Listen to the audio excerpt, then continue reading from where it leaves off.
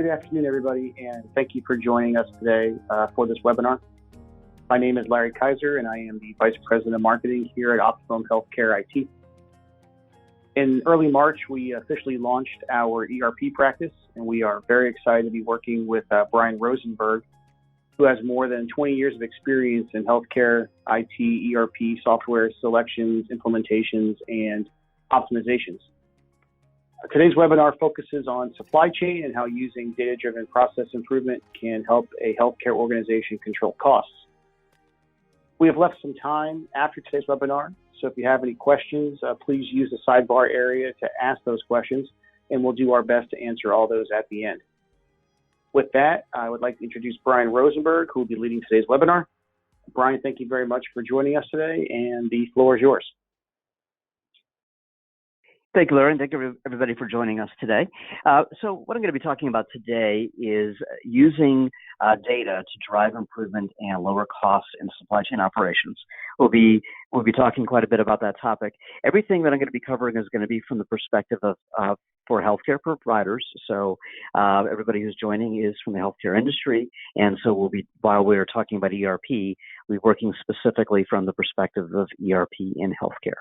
I definitely would encourage everyone to please feel free to ask questions as we go. I will address some of them during the course of the presentation. Others I'll address at the end.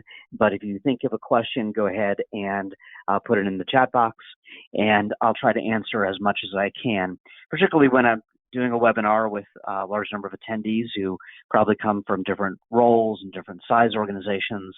I try to provide a good general overview of the topics and then encourage you to ask questions to help me to determine where to spend more specific time throughout the presentation.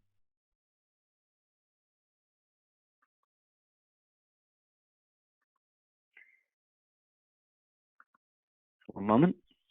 Here we go. All right. So let's talk about what we're going to be covering today. We're going to talk about the challenge in the healthcare industry around supply chain costs. And we're going to spend time talking about process improvement concepts and what we can do in order to drive process change using data that is available from your ERP system.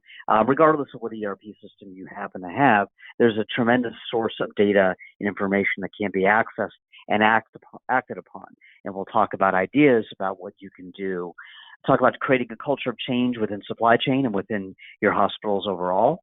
And we're going to look at inventory purchasing and shared services and talk about how we can go more deeply in each of these areas and give you examples of different types of projects and initiatives that you can take on that will help you to be able to drive lower costs from your organizations. Some of those you may have already tried in the past. Some you may not have. You may have considered those kinds of initiatives in the past. And we'll go through examples of what makes them successful, what are the key objectives, and how you can measure the success of different types of supply chain cost reduction projects. And we'll also talk about how you can get started with these projects. So I think one of the biggest challenges that a lot of healthcare organizations have is that there's so many different possible challenges that they can attempt to overcome that none of them rise to the top. And it's important that we start to address some of these challenges both as individuals and as an industry. And when you look at this overall, hospitals have $25.4 billion in supply chain savings opportunity available to them. So there's $25 billion in costs in our hospital operations that are within the zone of control of supply chain that could be saved. And that's about 17.7% supply chain expense reduction, which translates to about $11 million a year per hospital. So whether you are responsible for supply chain for a particular hospital or particular groups of hospitals, on average, what you should be able to find is about $11 million in savings and cost reduction within your supply chain operation that you can use to help to make the hospital more profitable or make it profitable if it is not today. And overall, when we look at the industry and some of the challenges, regardless of the politicians are very focused on the question of who's paying for healthcare, but I think one of our responsibilities that we all have as people within the healthcare industry is to find ways to reduce the cost of healthcare. And this is where supply chain has its opportunity to participate in that process and to use some of the information and data that's available as part of the ERP system to drive that reduction. And when you look at how much $11 million a year can mean within an individual hospital, that's the equivalent of the annual salaries of 160 nurses or 42 primary care physicians, or the cost of building 2 outpatient surgery centers. All these are uses of that same money that would be able to allow for higher patient care, to be able to allow for patients to be able to get access to care more rapidly. And so all things that, while it may be money that still does get spent, it can be spent on something that more directly benefits the patient, and something that allows us to be able to increase the scope of services that we can provide to our patients. So the challenge to everyone here on this call is, can you reduce your costs by that 17.7%? Can you do your part in that process and enable that kind of cost reduction in your hospital? And in doing so, free up those funds to be used for other purposes or to make the hospital profitable. We're going to talk about a variety of different projects and concepts. And so what I wanted to do to get us started was level set everyone a little bit about some of the terminology when we talk about process improvement, and different process improvement techniques, to make sure you're aware of some of the techniques that are commonly used in the industry, both within the healthcare industry as well as outside the industry. And one thing that you probably hear a lot about is the concept of Six Sigma. And so if you're not familiar with what Six Sigma is, I'll give you a quick overview. But basically, Six Sigma is a set of techniques and tools that allows us to be able to improve business processes by reducing the probability of a defect or an error from occurring. So Six Sigma comes out of manufacturing and is heavily based on the idea of a perfect process, of getting closer and closer towards perfection in our process.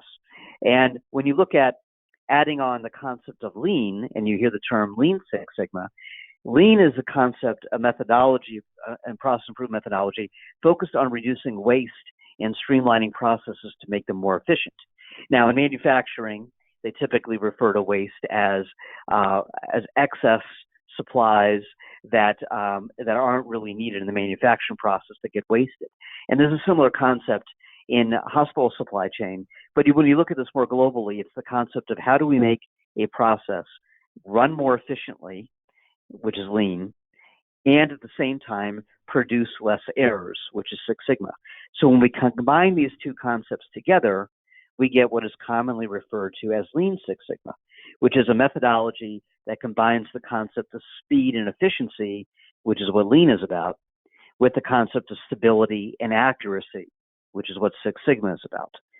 So together, the concept of Lean Six Sigma and combining these methodologies refers to creating processes and driving improvement that leads to more faster, more efficient processes that are also stable and more accurate.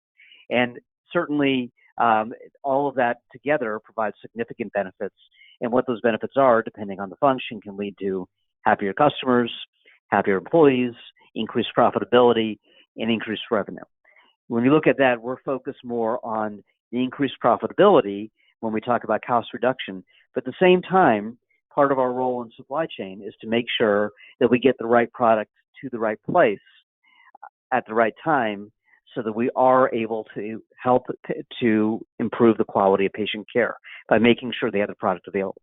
And I think it's one of the challenges that we have as an industry, is balancing that desire to keep costs low while also making as much product available, because one of the challenges in healthcare is we don't necessarily know what problem is going to walk in the door literally on any given day.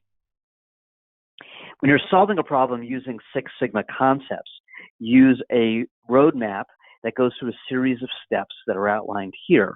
So first, we defined what the problem is and what the objectives are. We measure, and measuring is a key part of everything we're going to be talking about today, because in order to determine whether or not you've improved, you have to measure it. So what do we need to improve, and how do we measure it? Then we analyze the process. We determine what are the factors of influence that will drive the success of a process improvement initiative. We identify and implement those improvements, and then we put controls in place to ensure that it's sustained. And part of the concept of Six Sigma is to try putting changes in place and seeing what the impact is, but using data to determine whether or not that impact was achieved, if that impact we expected is the end result.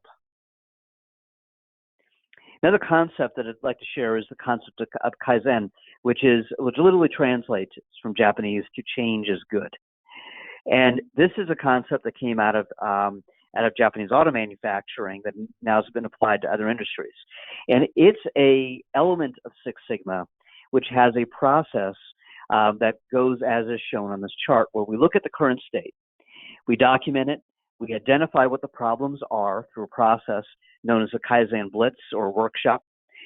We put in place an action plan. We pilot those changes in some type of controlled environment where we're able to identify and measure the success of that initiative.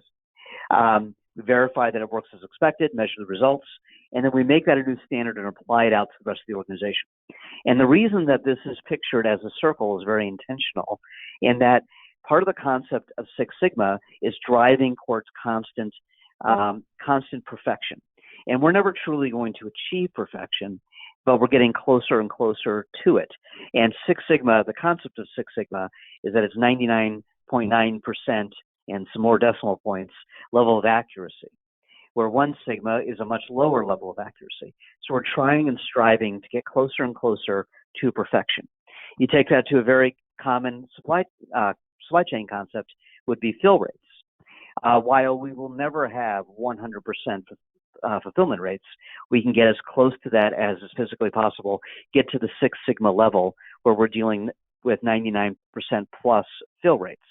And getting towards that, working towards that goal is something that the department needs to be behind, and we need to try different initiatives and see how they impact those fill rates. And that's part of what we would do during a Six Sigma and Kaizen initiative.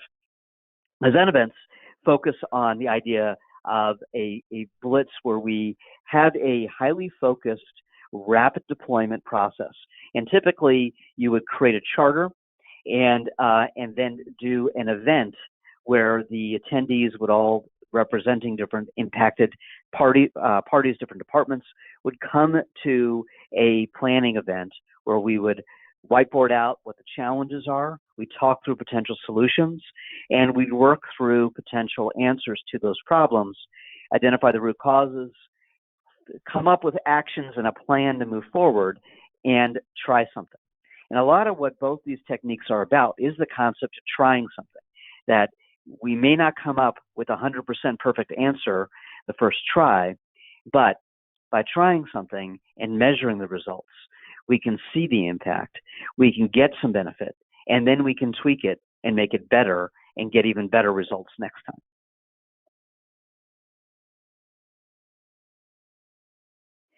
So in order to get to use these techniques, one key aspect of it is to have measurements and talk about key performance indicators or KPIs. And a KPI is a quantifiable metric that reflects the performance of an organization towards achieving its goals and objectives. A difference between a metric, which is more of a generic term used, and a KPI, which is a specific type of metric, is that a KPI is specifically tied to an objective. So when we measure something just to see it, that's a metric. And we may be able to classify a metric as good good or bad, but the difference is with a KPI that we're specifically measuring it for the purpose of getting to a particular outcome. We're trying to get it down to a certain number or up to a certain number, depending on the perspective that we're coming into with that particular objective. So a metric is a KPI is a metric, but the difference is that a KPI is going to echo organizational goals, meaning that it ties to particular objectives and goals that you have. There's something that management is going to make a decision on with a goal and objective. It's going to have meaning, and meaning sometimes has to be created in the sense that we're trying to achieve that outcome, and everyone understands that this is how we're going to measure the movement and the progress towards that outcome. We need to know that the data behind it is legitimate and valid, and that's really important because a lot of times process improvement initiatives that are data-driven get thrown off because the wrong data was selected.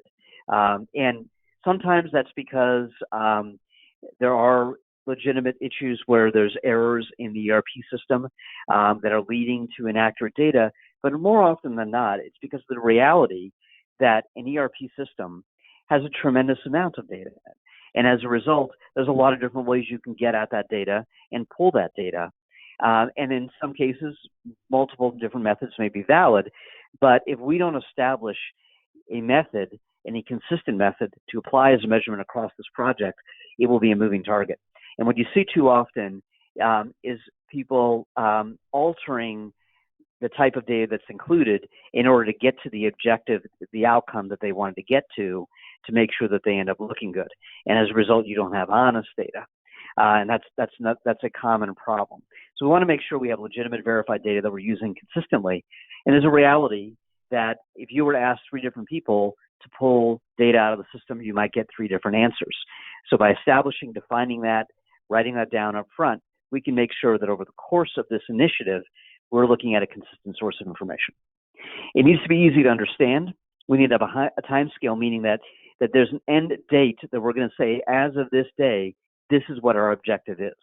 And if you hear about the concept of goals, one thing that you'll hear talked about is the concept of SMART goals. And SMART goals require that you have a specific objective date to achieve that outcome. So we want to get our fill rates up to 98% by May 1st, 2020.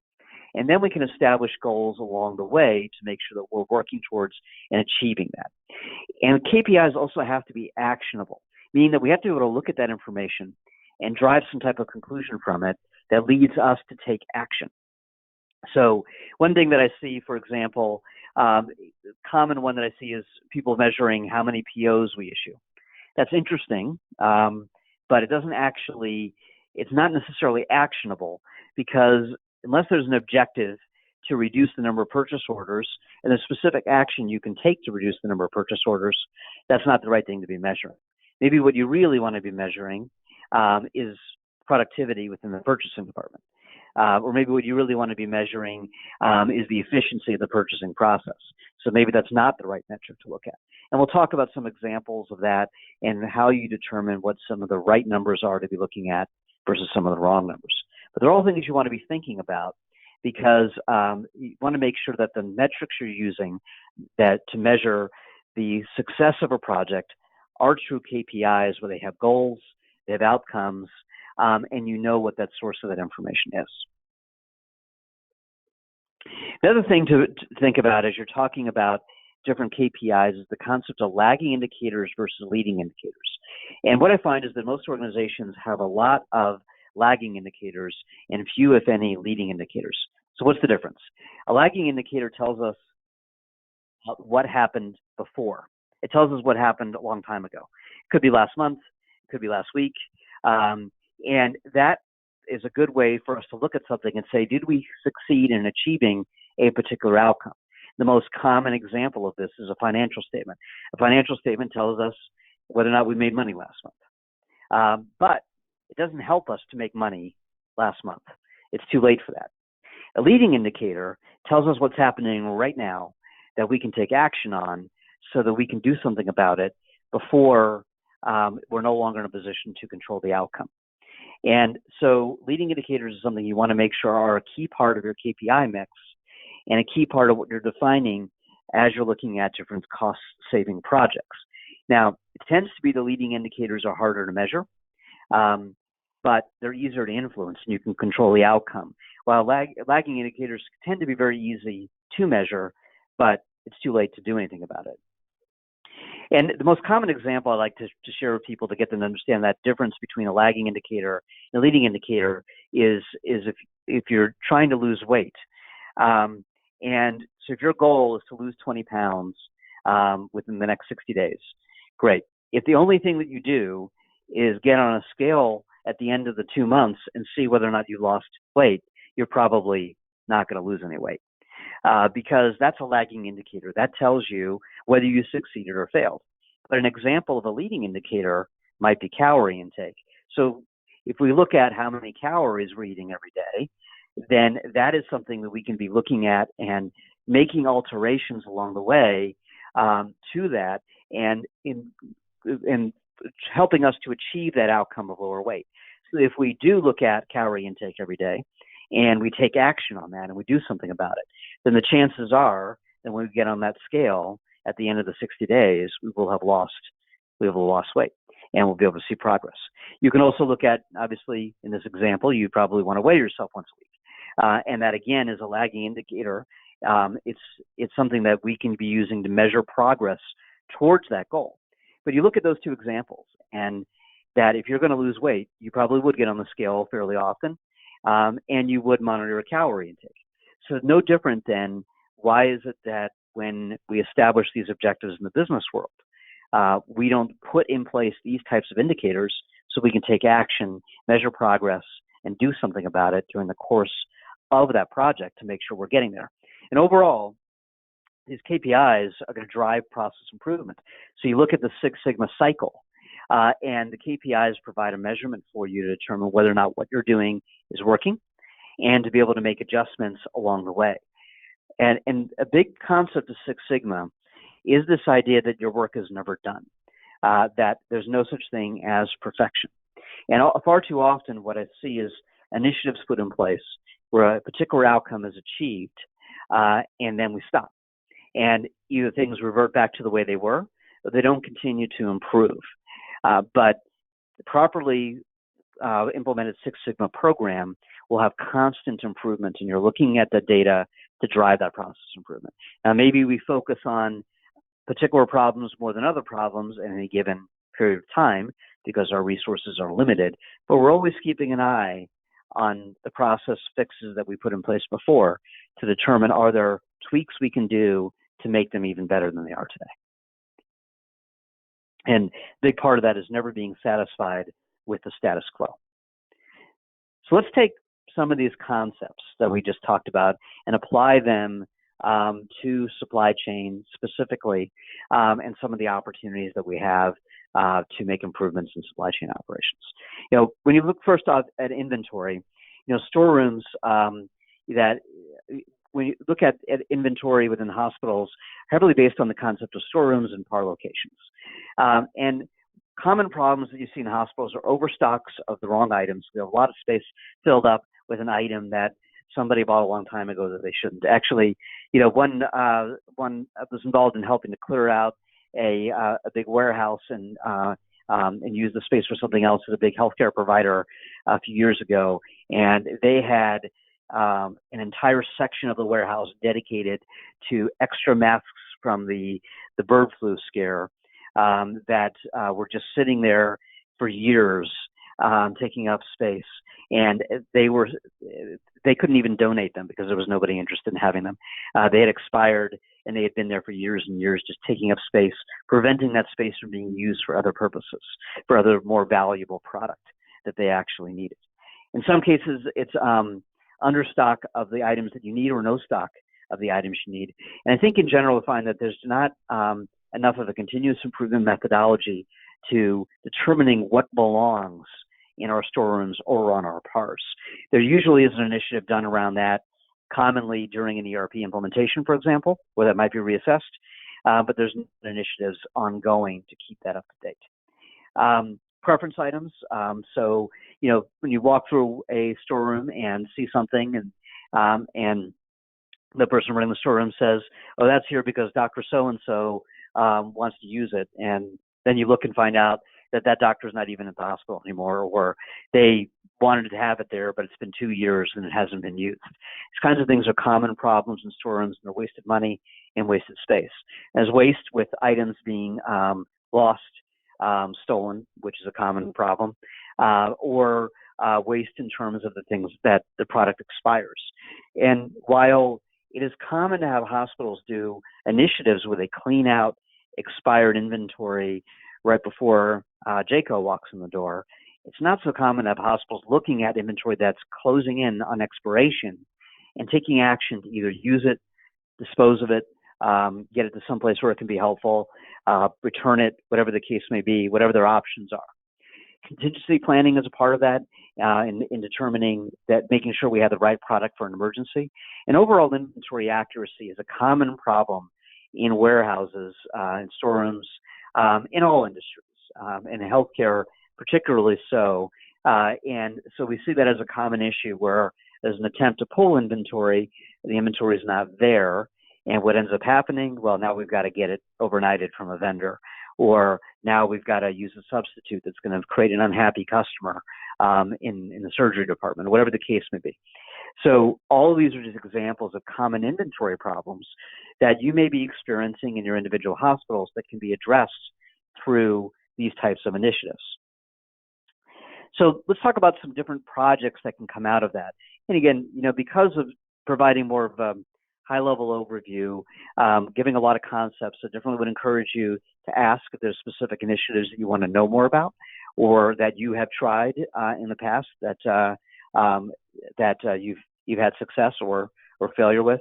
But some examples of common things that data can allow us to use that information to be able to drive process improvements and efficiencies and savings. From a stock analysis standpoint, part of it is phasing out low usage items, which is dead stock. Now, there could be truly dead stock, meaning we never use it, or it could be low usage, meaning that we occasionally use it, but not enough that we should be buying it and keeping it here and taking up space in our warehouse, particularly given that we're in an industry with really amazing just-in-time possibilities. So we shouldn't have to keep high levels of inventory. You probably will keep certain items just in case because of the nature of our industry, and that's good. But you don't need to keep them at a high level of inventory. So rely on your distributors more, phase out items that have low use or don't have use. At the same time, bring in items that are using a lot. And there's the analysis you can look at with data to say, what items am I special ordering often, or what non-stock items are being used often, and let's put them in the store. Some people have a baseline idea that we don't put anything in the storeroom unless it turns 3 times a year. And that's a technique that you can use. It's not necessarily a good answer or a wrong answer, and there's going to be lots of times there are going to be exceptions to that, but it's a concept that you can start from. But there should be some basis for determining what is something that should be stored in our storeroom or on a PAR location. There should be some expectations of usage attached to that. And your ERP system, regardless of what you have, has the ability to tell you what items you're buying, what items you're using, and you should be able to draw that correlation and determine which of those items make sense to keep in inventory and which don't.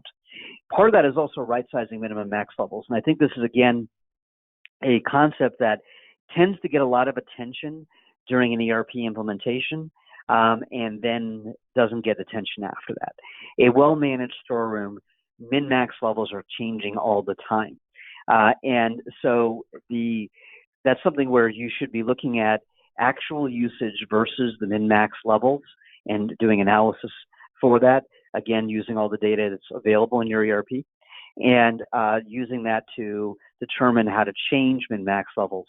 And I've even seen programs put in place, and as part of designing a solution around doing this with Lawson, which is now in for, depending on how long you've had it, and specifically to automate the process of updating min-max levels based upon actual usage, so that it's constantly adjusting in real time without the need for intervention. Instead, somebody would just be validating and have the opportunity to override any of those changes. And then there's the concept of ABC analysis, which is velocity analysis, to categorize items based upon speed in which they move through your supply chain, and put that information in and have that drive lead times and how much is something that we stock. All different examples of analysis that can be done. With that, optimizing the layout is a part of that we can use. Again, looking at the data, the powerful data within our ERP system, we know what items are getting pulled most often. We know what items get pulled together. And we can use that information to put those items closer to each other and create optimal paths for those doing the picking to speed up the process for them. The next one here I think is really an important part. I think that a lot of supply chain departments in healthcare do not manage the OR inventory, and that's a mistake. The OR inventory is where most of the money is, and it's challenging because OR inventory tends to tends to move around a lot within the OR, and a lot of it gets used urgently when needed. But there's a reality that that's where a lot of the money in the hospital is, and that's where a lot of items come in when they're not supposed to. And some operating rooms have systems like that allow you to be able to lock up that inventory and require a code to put it in. But a lot of times those people don't put in the information they're supposed to, or just leave it unlocked, and people get at whatever they want to get at any given time. But I'd mentioned that if you're not currently overseeing the operating room inventory from your materials management operations, that's something that you consider looking at, because there's a tremendous amount of money there. And unfortunately, most hospitals will only look at OR inventory as part of an annual inventory. Part of that is expiring inventory. There's a lot of spoilage in the industry. So let's catch that before the inventory actually expires. Let's return it to the vendor. Let's get it to some other hospital that can use it, particularly if you're in a larger healthcare organization. I think one efficiency that large IDNs have not implemented at the level they should is the concept of sharing inventory. That you often see hospital A within a system buying something that hospital B is overstocked on and is about ready to throw away because it's going to expire. And that's a very common problem that really requires a purchasing department that's looking at the data, the details, particularly effective in a shared service environment.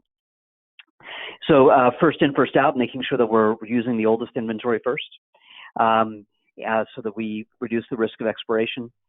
Any type of a mobile scanning solution can really make a difference, both in being able to manage the put away process as well as the delivery process to the department. So we can make sure that we can validate that they received it. There's ERP systems have great tools for that perhaps you're using, perhaps you're not using, and there's a variety of third-party tools that interface with ERP systems that help with that as well. But that is a great efficiency creator and does a tremendous amount to increase inventory accuracy. If you don't have in place, it's something that would be a project that would probably be very beneficial. And cycle counting. And so part of inventory accuracy is doing cycle counting. So you're counting particular areas of the storeroom on a regular basis, cycling through from one section to the other, and you cycle through higher velocity items more often and lower velocity items less often. That's part of developing a cycle counting plan. And that allows us to be able to make sure that inventory is correct. And while I do think that a lot of hospital staff do cycle counts, I think one of the things that is often lost is taking action as a result of that cycle count and getting to the root cause of why the numbers aren't matching, and taking action so that we don't get in a position where each cycle count results in a significant adjustment, because we need inventory accuracy along the way. Some concepts of KPIs and inventory turnover, you want to analyze by item. So a lot of people measure turnover at the whole storeroom level, but you got to look at it by item. How does each item turn so we can determine what belongs in the storeroom and what doesn't? Fill rates from your storeroom to your departments, but also fill rates from your vendors. Are your vendors filling the product that they're sending to you? It's really more of a purchasing metric, and I'll mention it again there, but important part that I think sometimes gets lost. How many days of supply do we have? What are our freight costs? Velocity of inventory, which is different than turnover. Turnover is how many times it moves through in a year. Velocity is how fast it moves through the system, how far from when we buy it to when it gets used. Satisfaction of customers, which a lot of people say, how do you measure that? There's actually lots of ways to measure that now. Surveys, NPI scores, basically the idea of are our customers, which in supply chain is the clinical staff, are they happy with their ability to get product? The perfect order rate refers to how often is an order perfect. Accuracy, and then, of course, inventory value is another thing that you can be looking at. Taking some of the same concepts to purchasing. First off, looking at really purchasing overall is responsible to make sure we get the product in the right place at the right time at the right price, which is the price that we have negotiated or the best price based upon the deals we have available. Challenges that we see in purchasing all the time: rogue purchasing and special orders, misuse of purchasing cards, discrepancies between the PO and invoice, and I'll talk more about that in a second, but I think it's an interesting one in many ways. And a lot of my background has been in accounts payable shared services, where we deal with these all the time. Spend in services doesn't get the attention that spend in materials generally does, but is a big dollar amount. Physician preference items, basically providing a way for physicians to get around the system. Delays in the approval process and shipping costs.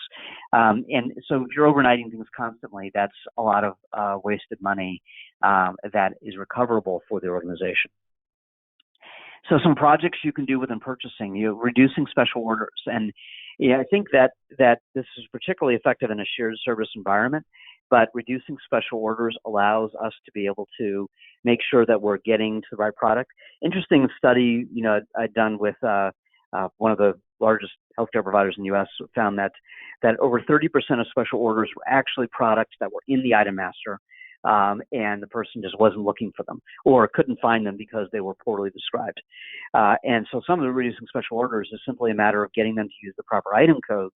But what we found is when they did a special order, generally we'd be paying more for the same product than if they had bought it through the item file.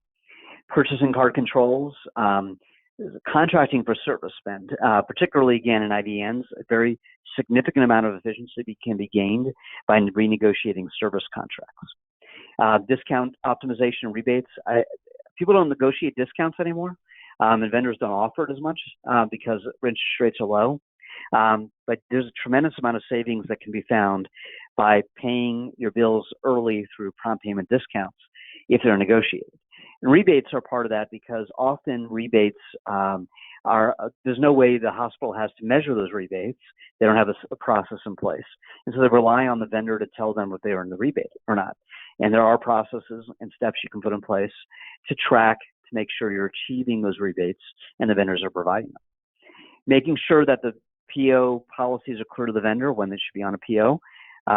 The whole thing about PO pricing, I think that this is a flaw in our industry in that we just accept that when an invoice comes in and it doesn't match the PO, that we feel like it's our responsibility to figure out what the problem is. In many industries, if you bill something different than what's on the PO, you shouldn't expect to get paid. And so I think that there needs to be a change in philosophy and approach to working with the vendors to say when we issue a PO for $5, we expect you to bill us for $5, not for $5.50. And if you do bill us for more, we're going to pay you what's on the PO. So that's just a philosophical concept to think about. And there's a tremendous amount of data in your ERP system that can help you to validate with your vendors that that's happening, and to take action and save money as a result. Making sure that things are in the right mode of purchase, looking at shipping costs, and then spending the OR, which I referred to earlier. So in purchasing, some of the KPIs that you can be using, overall, there should be vendor performance and dashboard information that you're using to track whether or not your vendors are being good business partners and whether or not you're achieving the results that you expect. And establishing performance goals and putting them in your contracts is a great way to work with your vendors. And then there can be penalties associated with not achieving those particular objectives. Fill rates is a big part of that. Price accuracy, delivery, late delivery, and then manipulation of physicians, meaning having sales reps going directly to physicians and going around the purchasing process intentionally, either by trying to get them to buy product that is not on contract or by direct delivery without going through the purchasing process. These are behaviors that you can control through proper measuring through information that's available to you. The cost for issue a PO, the true cost, not the vendor created ones. Savings that you've negotiated, but actual case savings versus savings negotiated is important. That I see a lot of hospitals will declare victory based upon a renegotiation of a contract. But if that contract has no teeth and people just go work around it, then you haven't actually achieved those savings. So actual savings, tracking that, allows us both to be able to make sure that we are establishing realistic savings opportunities, as well as to make sure that the hospital staff gets behind those savings. compliance with mode of purchase, making sure we're buying things in the right purchasing method, and then rebates and discounts that I mentioned are all things that you can track and should track. I want to briefly talk about shared services here, just because I think that this is actually a trend that I was involved in building the shared service centers for purchasing and accounts payable for many of the largest healthcare providers in the U.S., including Dignity Health, including CHI. CHI and Dignity are now one. Bon Secours and Providence and many others. And the shared services, when we first started doing these, was very much in its infancy. But now it's to the point where this really there's so much proven information around the benefits of a shared service model that really there's no reason to be continuing to be doing these functions, these transactional functions in every single hospital. But the overall looking at shared service models, a lot of the challenges that people have with deploying shared services is not understanding the right way to do it, concerns about the cost and the change management around it, and the continual challenges with mergers and acquisitions that is a big part of the healthcare industry.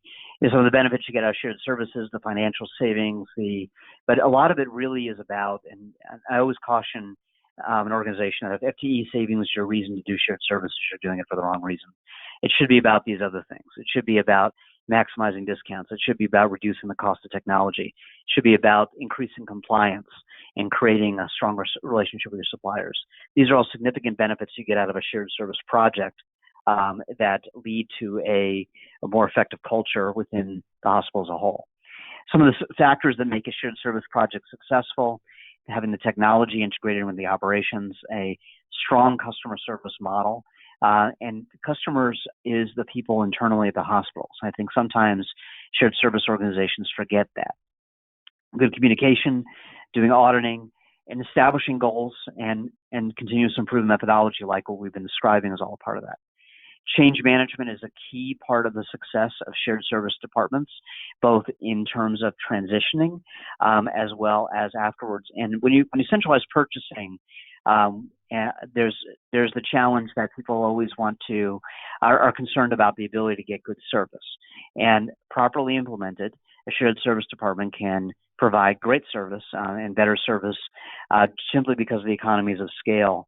And it's designed properly, and communicated properly, then they'll understand that. Strong executive support and governance, and then partnerships with related departments in purchasing, that would be accounts payable, which may also be in a shared service environment, as well as contracting, and treasury, because treasury needs to tell us what kinds of terms we should be negotiating. Sometimes there's a missed opportunity to align contract negotiations with the realities of available cash flow, which leads to missed opportunities. When you're looking at, if you're considering transitioning to shared services, an overview of methodology, starting from exploring it, establishing a plan, building it out, transitioning. This is all part of the services that have been a part of building these service centers that I've been involved with for many years. And for those of you who are not in a shared service environment, I would strongly suggest considering it and taking a good look at what would be involved.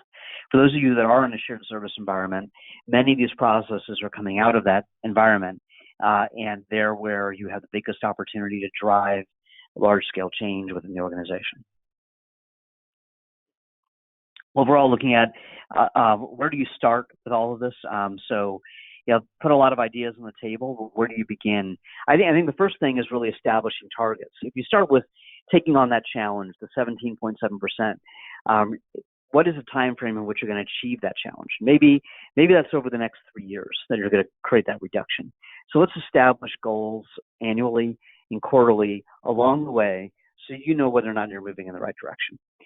Workshopping problems through Kaizen workshops allows you to be able to, so if we want to achieve savings of 10% in reduction of services, let's get the right people in a room together and spend the time, which often means many hours. Kaizen methodology is a retreat methodology, and so you focus on the idea of saying we're gonna put things on the board, we're gonna figure out what sticks, what's gonna be most effective, and then we're gonna try those things. And so you can't be afraid to try and experiment and understand that some of the things that you do will not succeed, and that's okay. That's part of this process. Measuring the results, though, is critical to help you to determine whether or not you've achieved those outcomes. And find what works and then do more of it. So when you find something that's effective, when you find something that works, do more of that. Take those concepts to another process and do more of that. But always keep looking back on what you have done and find ways to make it even better. And so creating a culture around continuous improvement is a big part of what Six Sigma is all about, is the idea that our entire organization is behind us constantly making things better. And as opposed to being afraid of change, we're going to embrace change and understand that change is good, that change leads to better outcomes, and leads to us being in a position to be able to be more successful. Sometimes in healthcare, every once in a while I'm in a session where a doctor says to me, we've always done it this way. If we change it, it's going to be dangerous to the patient. And the example I always go back on is that if everyone said that we're not willing to try anything different, we never would have developed vaccines. Sometimes, even in medicine, you have to do something different. You have to take a risk.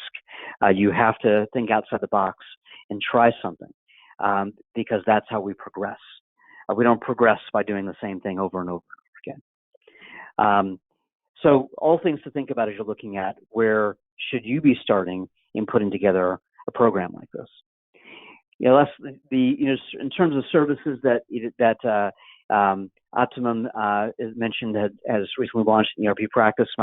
Personally, I've been working in helping hospitals to optimize their supply chain operations in ERP systems for over 20 years.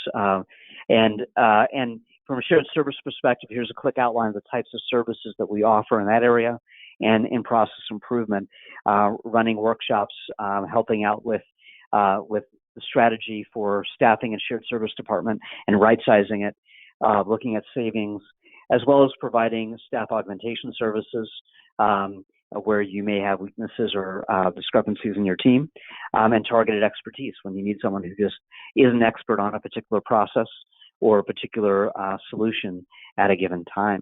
So there are all different ways that we can contribute and help as you go down this path.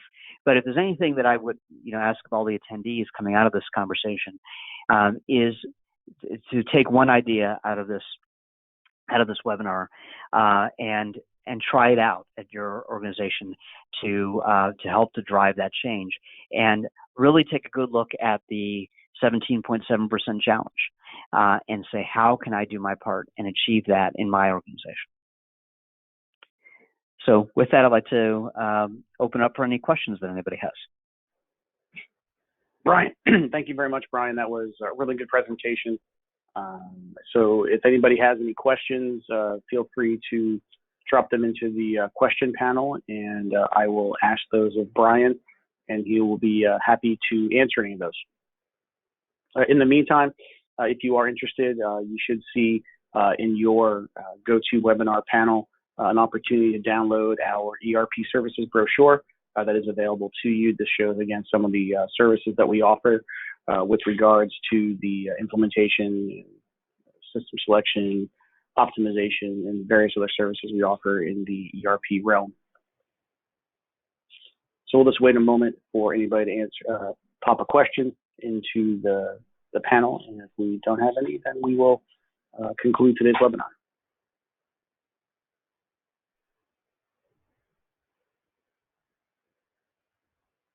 Well, at this time, no one has put a question in, Brian. Brian's email address is currently on the screen in front of you. So if you wish to reach out to Brian directly to ask him a question, please do.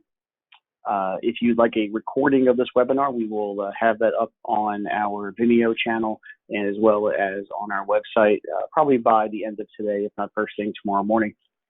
With that, thank you very much, everybody, for attending the webinar. Please stay tuned for our future webinars within our webinar series. And everybody, please have a great day. Thank you very much.